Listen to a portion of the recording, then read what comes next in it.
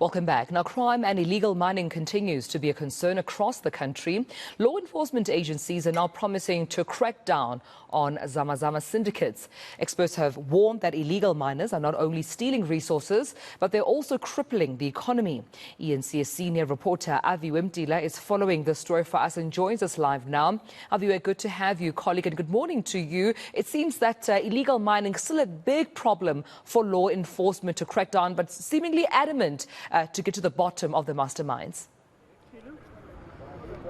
Very big problem indeed, Dumelo, but you asked the question, what actually happens? Because we've seen a number of arrests of the illegal miners, Zamas, but what's the turnaround there? Are they successful in these arrests, or what happens? But now currently we're in Rodaporto, of course, Provincial Commissioner Elias Mawela is joined by the Provincial Commissioner of the Free State, that's Commissioner Motswenya. Now, a lot has been happening, of course, in the Free State of recent. We understand that the Thabo Bester case is in court now, and maybe just to get an update there, I am joined by the Provincial Commissioner, as of course these searches are currently happening. PC,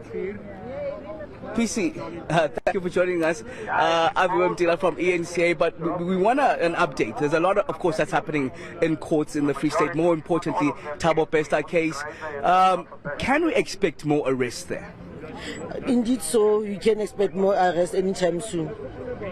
Around what? We will be seeing the bigger, I'll call them the big fishes, essentially stand in the dock, joining the 8 that are currently, of course, accused of aiding Thabo Bester escape from the correctional services in Mangaung.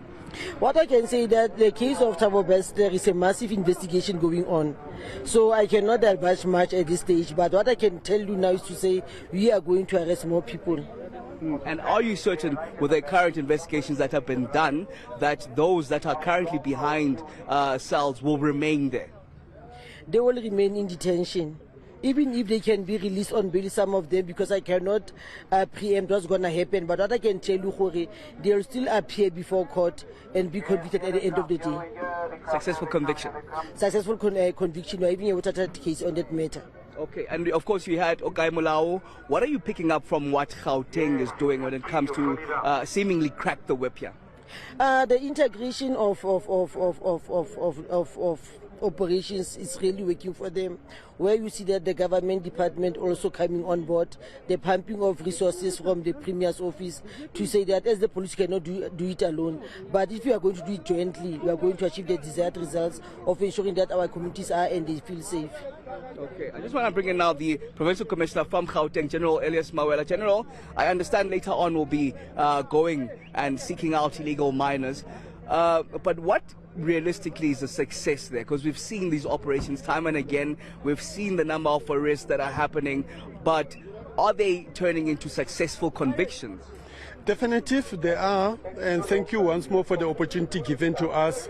Surely when you see us on the streets of Gauteng week in, week out, we do remove problematic people, criminals from the streets of Gauteng. You know, just yesterday until this morning, detectives have managed to arrest 1022 wanted suspects. So if those wanted suspects were not arrested, surely they will be still roaming around the streets of Gauteng. I think about the victims of crime. You know, those who reported their cases with us, they are asking themselves a question: when will these people be arrested? But where I'm standing right now, I can proudly say to the victims of crime, 1,022 wanted suspects are arrested, and those are the perpetrators of crime. And in this roadblock, 71 undocumented persons arrested, 3 vehicles recovered, whereby their identity is tampered with. This vehicle just behind you, it was picked up by our camera that it is also listed as one of the wanted vehicle. 70 people convicted this week.